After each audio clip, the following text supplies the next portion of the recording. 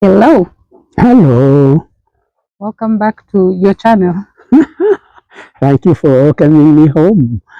Now, before we start with today's interesting topic, what is your favorite part of Kenya? Kenya is full of good things. All right. I like the mountain. I Mhm. like the coast, of course, for the fun that you have there, and for health reasons as well. But even the northern part of Kenya, the Turkana, the northeast, they're all good. But we're going to be biased. If you had to pick this year where to spend the first part, the first half of the year, and then the second half, specific places, where would you pick? Just for this year. I would pick Nyeri for the first half, Mm-hmm. and then Mombasa or Kwale For the second. for the second. We shall explain your reasons in our next video. Thank you. For today, tell us about somewhere that has been trending, not trending lately. Tell us about Githurai. Githurai lies on the border between Nairobi and Kimboi. And in fact, you can't tell exactly where the border is, but it has a history of one settlement and also having been an expansion area for Nairobi, particularly for labor migrating from the interior of Kenya into Nairobi and finding cheap housing and fresh food. So now, but it has, let's say there are two types, there are two Githurais. One of them is what we say number, Githurai, and there is Githurai Kimbo. They are not far from each other. Now, why Githurai Kimbo and why the other one just simply Githurai? The Kimbo one had a history of having hosted a big communication station. Let's talk about it and call it a ground telecommunication station. And it had huge masts. There was an area reserved for the station, huge masts and areas which were used for communication at that time. And it was used for the civilian communication as well as military communication. Now, why cable? Because during that era, when it was started or erected, the communication between countries, even continents, was by cable. And when they terminated at a ground station, we erected masts to be able to receive and broadcast the signal. And it carried mainly sound and the telecommunications like telegraph at that time. Telegraph was an earlier version, if we were to say, of fax,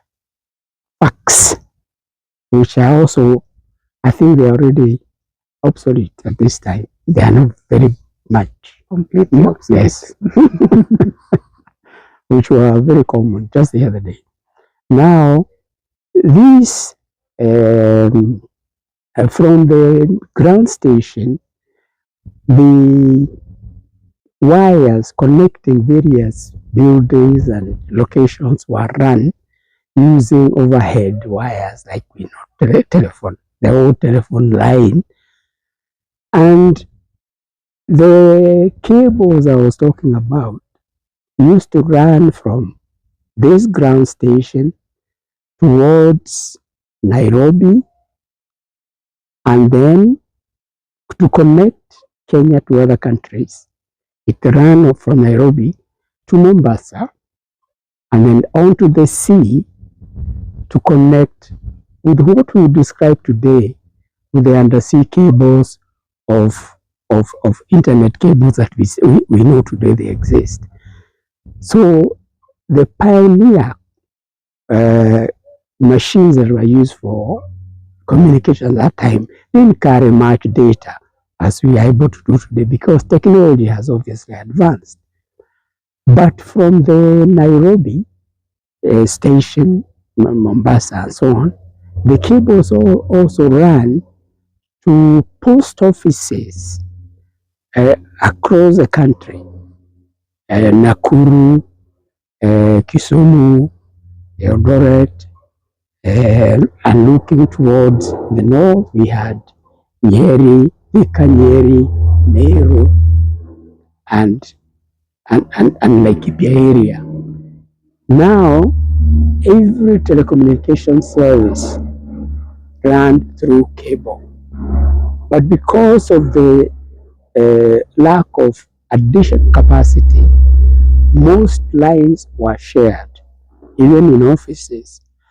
And you would have a line, usually in the most important offices, usually administrative or government, running and then having a terminal in the building and being shared not by just one building, but many different buildings. But when the telephone rang, every customer using that line had a different ringing tone for each, and they could recognize their own phone. So it would ring in your office, but you could tell that's not my call, so you don't pick it. But the other neighbor or the other person would know because the sound that sounded there was theirs. So we had up to about 5, 6 different people using a single line because of the capacity of communication at that time.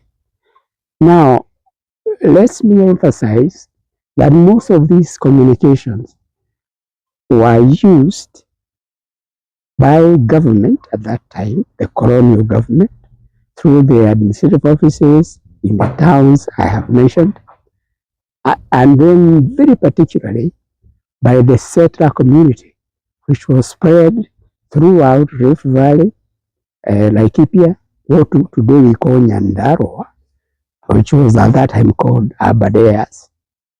And they had little post offices spread around there in the towns, and from the post office, a line ran along and went to many settler homes, and the same sharing of facilities happened. That one line was shared by a number of farmers in far off areas because they had vast pieces of land, but their residences were spread also because they needed room. They had vast tracts of land. And the next neighbor and the next facility that was there, they used to share, particularly one line. And the operator, because there was also, it was not automatic, there was always a telephone operator at a post office center, mainly in the town nearby, who would connect these telephone communications. So let's go back to the cable, Githurai Kimbo, the main receiving station at that time, both used by civilian activities and the military one. Now the civilians, with the technology improving, we had more and better capacity coming, but the history of the cable could not be forgotten because that area was always referred to as cable because people worked there. There was an official presence, and people call it cable. Up to today, we call it Githurai Kimbo. That's it. What was the name of the company that was set up there? All right, the company that was operating these facilities was a British company, which was owned, of course, by the British government at that time. It was a parastatal. And in Britain, it was called Cable and Wireless. Now, when it came here, It was also known as cable and wireless. And later, as the country developed, even during the early days, the last early days of independence, this was taken over by the earlier East African Telecommunications Company, which was operating both postal and telephone services. And then later, this company became what you call the Kenya External Telecommunications Company. And as the country developed and demand for more services came, it became known as Extelcoms, a subsidiary or division of the Kenya Post and Telecommunications, which today we refer as Posta. And their headquarters is the Extelcom House on Haile Selassie Avenue in Nairobi. So let me just say it plainly. So this Kimbo that we now know as Githurai Kimbo, it was our Kenyan way of saying cable. Yes, it was a cable. It was the cable and wireless. So it is a case of Dagoretti corner and the Great corner. Yes. Okay. All right. But yes, communications developed, including the broadcasting communications technology. We had some local producers, programs locally produced, being broadcast from here. And then we had a new technology for airing these, mainly radio signals.